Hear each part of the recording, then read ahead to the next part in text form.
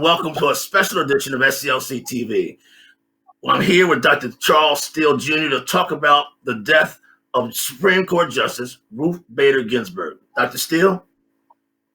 Well, first of all, thank you, Maynard. It is a situation at this particular time that's do or die for poor people and people of color and those who've been disenfranchised.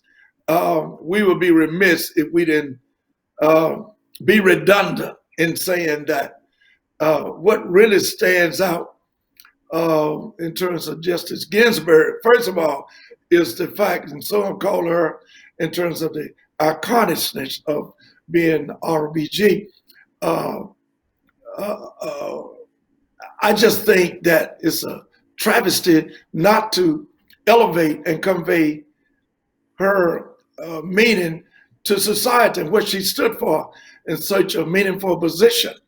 Let's go back to the fact in terms of her making a statement in terms of Shelby versus Holder, 2013. You know, that's when Section 4 and Section 5 was gutted. And Justice Ginsburg actually was descending the rest of the justices who opposed in terms of that everything's not all right. She opposed the fact that you're going to allow Section 4 and Section 5 to be gutted. She actually said that that's just like having an umbrella in the rain and you're not getting any rain on you and you said, I don't need the umbrella anymore. That's what happened when it was rescinded, when it was gutted, Section 4 and Section 5. And she was very disappointed in that because of all of the accomplishment that she's known for and that she put her life on the line for.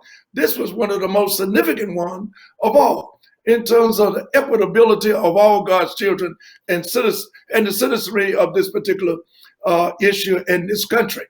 What I'm really disturbed over is that many of our people who are elected and non-elected in NGOs and all people of concern, Christians, religious folk who say they love the Lord, who are not speaking out and telling the truth about why we're being suppressed today in terms of the civil rights movement and the elevation or non-elevation of people given the right to vote. It's because of this system and the historicity of racism.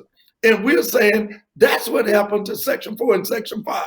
And ladies and gentlemen, we have our umbrella up, but it's still raining, and it will forever rain until we restore Section 4 and Section 5 that Justice Ginsburg was so adamantly in favor of and knew the condition that if we didn't restore it, where we were going is here today.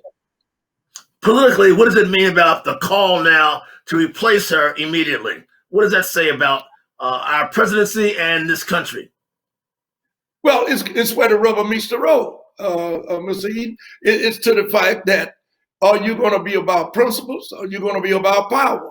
You know, many times people get in certain positions. It doesn't have to be elected, just positions in life and in society. They forget where they come from, or they forget where the country come from, or they don't want to be reminded of where we come from. You have a chance to make up the mistakes for many of years in terms of poor folks and people of color by doing the right thing on this one particular issue. And I'm talking about the Republican U.S. senators in terms of their responsibility and what they did with President Barack Obama. They held up his appointment saying that he was at a lame duck status. And my concern is how lame duckishness can you be when you're just 40 days or so out in terms of the election?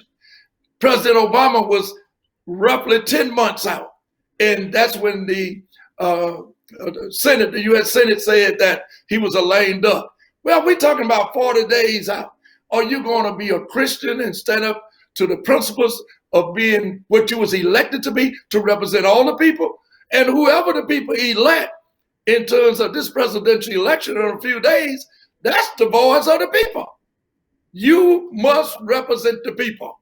And another thing I'm saying, I applaud the Democrats for saying that the U.S. Supreme Court need to be extended to the fact that we can't let power control the insensitiveness of the rest of the American public. We must stand firm and not let this happen.